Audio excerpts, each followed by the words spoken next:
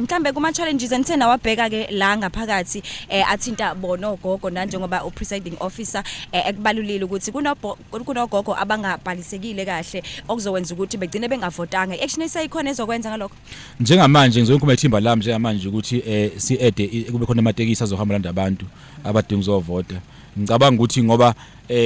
uma ngiqasha umlando ngento eyi1 ukuthi indawo esemakhaya abantu bayazana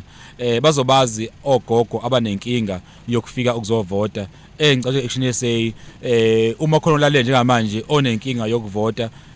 yokufika lana so kuyathi ithimba lethu le action SA mhlawumbe noma xhumane nani kwana ngoma FM sizama ukuthi sichiye number zethu la nomuntu ozokwazi ukubasiza so isikhiphe transport ibalande ngoba siyakholwa ukuthi umuntu nomuntu nelungelo lokuzovota engicabanga njengamanje ke sokumele singabheki nokubuza umuntu ozovotela ini ake simukele ilungelo lomuntu nazovota mina ke ngiyafisa ukuthi abantu bangqwasho ngoba kuthiwa abavota abalana bawu600 ngiyafisa ukuthi at least 80% walawo mangqwasho uvote uma ngekho 100%